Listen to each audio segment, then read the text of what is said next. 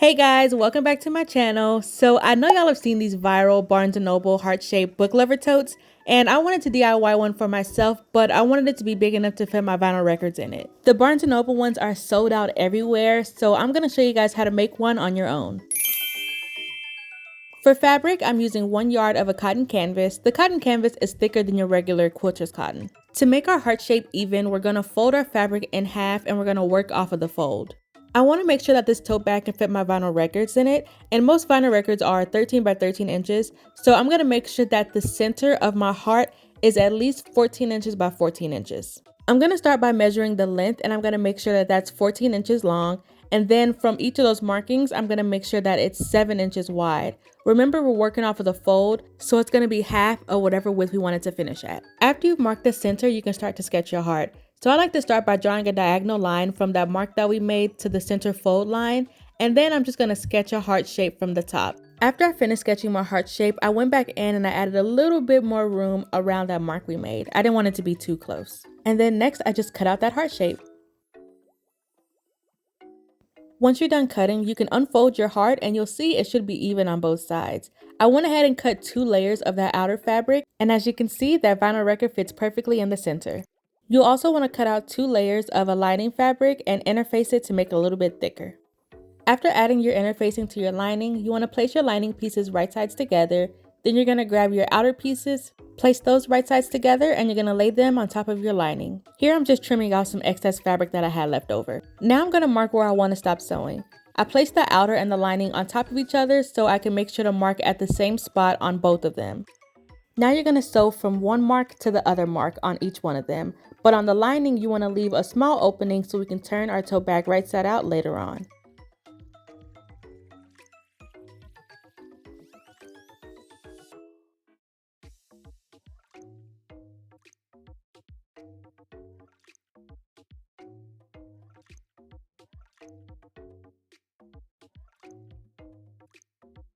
After sewing, we're going to take our outer fabric and turn it right side out.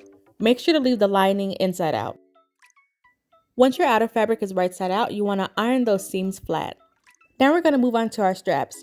For the straps, I'm taking the same fabric I used for the outer, and I'm going to cut out 2 pieces of fabric that's 4 inches by 30 inches long. Then I'm going to take each strap and fold it in half hot dog style. Once it's folded in half, I'm going to take it over to the sewing machine and sew around the perimeter. I'm going to leave a small opening on the side of each of the straps so we can turn it right side out. After sewing, I'm going to trim the corners of the strap to reduce the bulk, and then I'm going to turn it right side out. Because the outer fabric is pretty thick, take your time turning it right side out. Once your straps are right side out, you want to iron them down flat, making sure to close that hole in while you're ironing. After ironing each of the straps flat, I take it over to my sewing machine and I sew around the perimeter. This should sew that hole closed. Now it's time to place our straps. To place the straps, I fold the tote bag in half and I mark at the center of the top of both of those arches. Then I place my straps at each of those markings on the front and the back of the tote bag.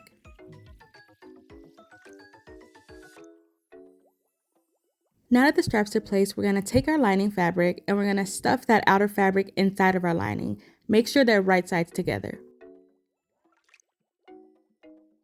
Then you want to pin the lining to the outer fabric and you want to sew along the top of your tote bag.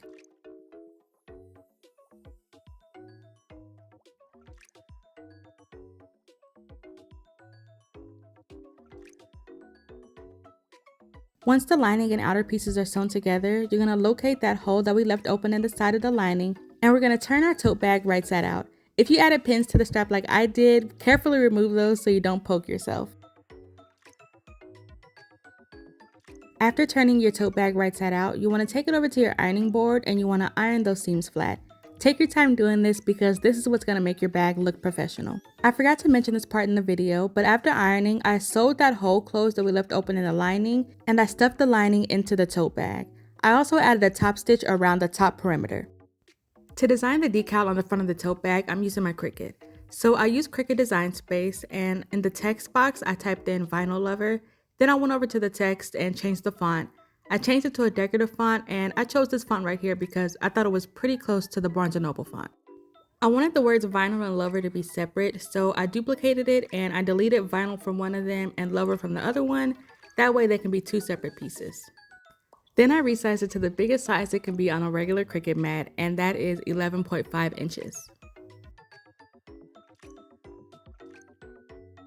When you're using iron-on vinyl, you want to make sure that your image is mirrored, so I made sure to mirror it before cutting it out. I'm using Cricut's matless iron-on vinyl for this. If you don't have a Cricut and you still want to have a decal on there, you can buy some of those iron-on letters, or you can use fabric paint or embroidery.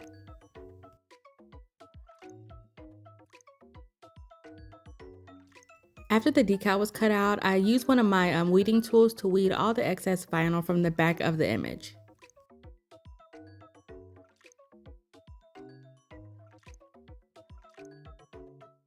Once everything was weeded, I took my design and I placed it on the front of the heart.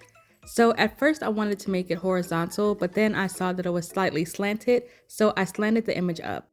I covered the decal with a Teflon sheet, and then I used my Cricut Easy Press to adhere the decal onto the tote bag. I pressed for 20 seconds at 320 degrees. Once the decal cooled down, I peeled away the backing and my design was good to go. This is the finished look, y'all. I think it's super cute. I thought about adding a border onto it, but I ran out of my fabric paint. I was gonna paint the scalloped ends. I think it looks super cute like this, but if you guys think I should go back in and add that border, leave a comment below and let me know. Also, leave a comment and let me know what else you guys would like to see me make. I'm super excited to bring you guys more long form videos. Don't forget to like and subscribe, and thanks for watching.